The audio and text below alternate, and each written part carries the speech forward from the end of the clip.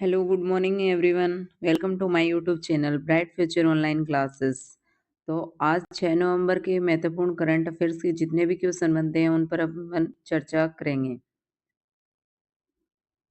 तो पहला क्वेश्चन है यहाँ पे, हाल ही में विश्व सुनामी जागरूकता दिवस कब मनाया गया? 3 नवंबर, 5 नवंबर, 4 नवंबर या फिर इनमें से कोई नहीं। जो विश्व सुनामी सप्ताह जो जागरूकता दिवस है वो 5 नवंबर को मनाया जाता है। कब मनाया जाता है? 5 नवंबर को विश्व सुनामी जागरूकता दिवस मनाया जाता है। तो आगे अपन ने कौन कौन से जो नवंबर में दिवस पड़े उनके बारे में भी चर्चा करेंगे। अभी तक अपने जैसे कि 1 नवंबर को क्या पड़ा? विश्व शाकाहारी दिवस। इसके अलावा केरल स्थापना दिवस, कर्नाटक स्थापना दिवस, मध्य प्रदेश स्थापना दिवस, छत्तीसगढ़ हरियाणा स्थापना दिवस और पुडुचेरी का मुक्ति दिवस। ये इम्पोर्टेंट है 1 नवंबर को। इसके अलावा 3 नवंबर को कौन सा दिवस पड़ा अपन ने? विश्व जेलीफिश दिवस।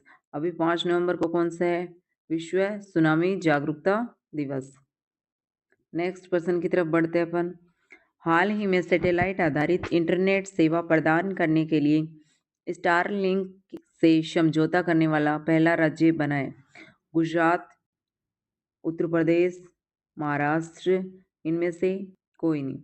जो सैटेलाइट आधारित इंटरनेट सेवा है वो प्रदान करने वाला जो राज्य है वो कौन सा बना है? महाराष्ट्र। महाराष्ट्र ने इंटरनेट सेवा देने के लिए Starlink private limited, Starlink satellite private limited के साथ क्या किया है? समझौता किया है। सैटेलाइट प्राइवेट लिमिटेड इसके साथ समझौता किया है ग्रामीण और जो राजकीय संस्थानों में इंटरनेट सेवा प्रदान करने के लिए। नेक्स्ट क्वेश्चन की तरफ बढ़ते हैं अपन। अब महाराष्ट्र की बात आई है तो महाराष्ट्र की अपन ने जो जो भी महत्वपूर्ण सवाल पढ़े उन पर चर्चा करेंगे अपन। जैसे कि महाराष्ट्र में औरंगाबाद रेलवे स्टेशन का नया नाम क्या कर दिया है? Chhatrapati Sambhajinagar railway station. इसके अलावा महाराष्ट्र 5 साल में 5 लाख रोजगार सृजन के साथ 50,000 करोड़ रुपए की वाहन उद्योग नीति भी शुरू की गई। महाराष्ट्र के 5 समुद्री तटीय स्थलों को क्या मिला है? ब्लू फ्लैग प्रमाण पत्र दिया गया है। और महाराष्ट्र के नागपुर में हाल ही में 69वां धर्मचक्र परिवर्तन दिवस भी मनाया गया था। इसके अलावा महाराष्ट्र में आयात और निर्यात व्यवसायों के लिए कौन सी प्रणाली शुरू की? ई बॉन्ड प्रणाली शुरू की गई थी। इसके अलावा महाराष्ट्र के जो पहाड़ी शहर है इगतपुरी, उसमें नई फिल्म सिटी बनाने के लिए भूमि आवंटन को क्या दे दी है? मंजूरी दे दी है। इसके अलावा भारत और स्पेन ने विश्व स्तरीय कन्वेंशन सेंटर स्थापित करने के लिए समझौता किया है। ये जितने भी महाराष्ट्र के अपन ने करंट में सवाल पढ़े उनकी अपन ने एक जगह चर्चा कर ली है। अब बढ़ेंगे नेक्स्ट क्वेश्चन की तरफ। नेक्स्ट क्वेश्चन है, हाल ही में दुनिया के सबसे बड़े पुरातत्व संग्रहालय का उद्घाटन कहाँ किया गया है? फ्रांस, मिस्र, जर्मनी या फिर इनमें से कोई नहीं। इसका जो राइट आंसर होगा ऑप्शन बी, मिस्र में सबसे बड़ी जो पुरातत्व संग्रहालय है उसका उद्घाटन किया गया है, GEM। नेक्स्ट है, हाल ही में पूर्वी प्रचंड प्रहार नामक त्रिसेवा अभ्यास किस राज्य में किया गया? पूर्वी प्रचंड परिहार नामक जो त्रिसेवा अभ्यास किया गया है वो किस राज्य में किया गया है? असम या फिर मेघालय, अरुणाचल प्रदेश या फिर इनमें से कोई नहीं। ये जो पूर्वी प्रचंड परिहार अभ्यास है ये अरुणाचल जिले में, अरुणाचल राज्य में किया गया है। अरुणाचल के भी मेचुका में, जो कि क्या है? LAC जो रेखा है उसके पास स्थित है। नेक्स्ट, हाल ही में CBSE ने अपनी पहली अंतर्राष्ट्रीय सहोदय वार्ता का आयोजन कहाँ किया है? मुंबई, दुबई, लंदन या इनमें से कोई नहीं। CBSE ने अपनी पहली अंतर्राष्ट्रीय जो सहोदय वार्ता है वो दुबई में उसका आयोजन किया है। ये पहली तो अंतर्राष्ट्रीय है और 31वां वार्षिक सम्मेलन है। 31वां वार्षिक है और पहली अंतर्राष्ट्रीय। पढ़ते हैं नेक्स्ट क्वेश्चन की तरफ। हाल ही में कौन सा देश वैश्विक हरित हाइड्रोजन सम्मेलन ग्लोबल ग्रीन हाइड्रोजन समिट की मेजबानी कब करेगा? 11-12 नवंबर को करने जा रहा है। ए नेपाल, बी श्रीलंका, सी भारत या इनमें से कोई नहीं। इसका जो राइट आंसर होगा वो ऑप्शन सी भारत। भारत का जो नवीनीकरण और ऊर्जा मंत्रालय है, नवीनीकरण एवं ऊर्जा मंत्रालय, वो नई दिल्ली में, भारत की नई दिल्ली में वैश्विक हाइड्रोजन सम्मेलन का 11-12 नवंबर को मेजबानी करेगा। नेक्स्ट क्वेश्चन की तरफ बढ़ते हैं अपन। हाल ही में भारत ने किस देश को 20 मीट्रिक टन फोर्टिफाइड यानी पोषक तत्वों से भरपूर चावल का निर्यात किया है? किस देश को किया भारत ने? कोलंबिया को किया है या फिर अफगानिस्तान या पापुआ न्यू गिनी या इनमें से कोई नहीं। तो भारत ने जो फोर्टिफाइड चावल है, पोषक तत्व से भरपूर चावल, वो पापुआ न्यू गिनी को निर्यात किए हैं। भारत के भी कहाँ से? छत्तीसगढ़ से। कहाँ से? छत्तीसगढ़ से। नेक्स्ट क्वेश्चन है, हाल ही में भारतीय सेना ने कहाँ ओलंपिक मिशन 2036 के लिए खेल सम्मेलन की मेजबानी की है? मुंबई, चेन्नई, कोलकाता या नई दिल्ली। जो भारतीय नौसेना है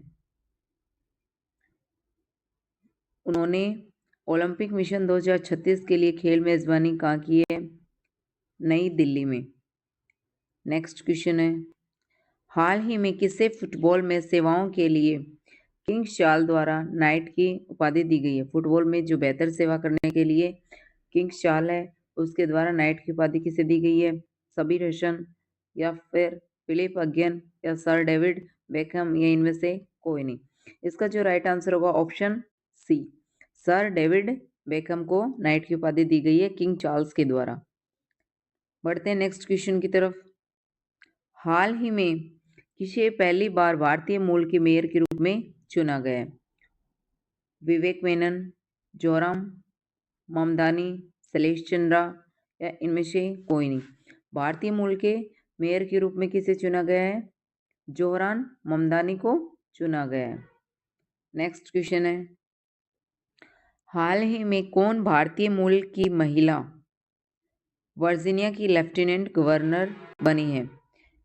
तरुण गर्ग, गजाला हासनी, सोनेली घोष या इनमें से कोई नहीं।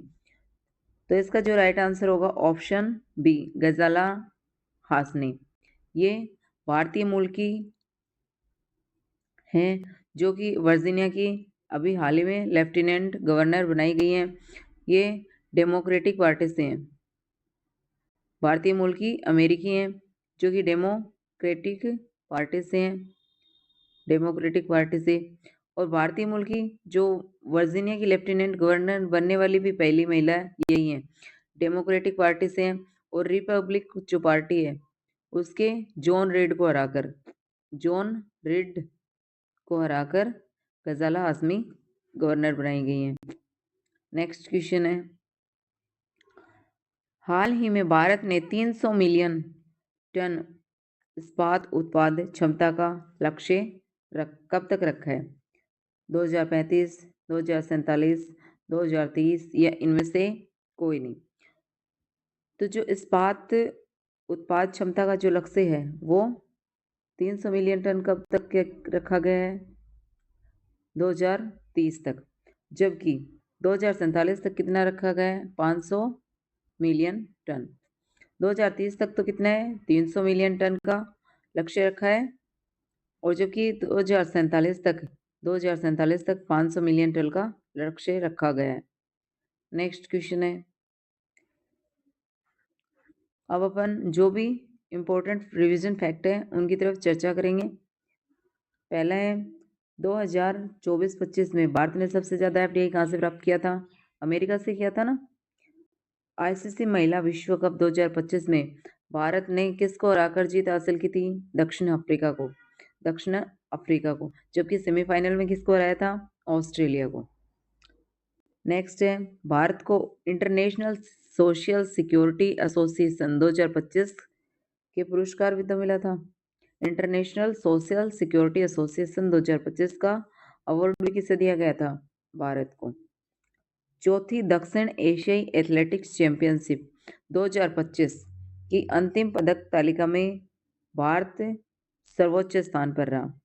इसके अलावा भारत ने ऑनलाइन राष्ट्रीय औषधि लाइसेंसिंग प्रणाली शुरू की है और 2025 एशियाई यूथ गेम्स हैं, युवा गेम्स हैं, उनमें जो भारत ने कबड्डी में स्वर्ण पदक जीता है। टोटल कितने पदक जीते हैं? 48 पदक। ठीक है, इसी के साथ हम क्लास को यहीं पे समाप्त करते हैं। अगर वीडियो अच्छा लगा हो तो चैनल को सब्सक्राइब जरूर कर लेना और like share and comment box में बताना कि आपको वीडियो कैसा लगा। ये हमारा चैनल है, अभी जल्दी से जाके ज्वाइन कर लो।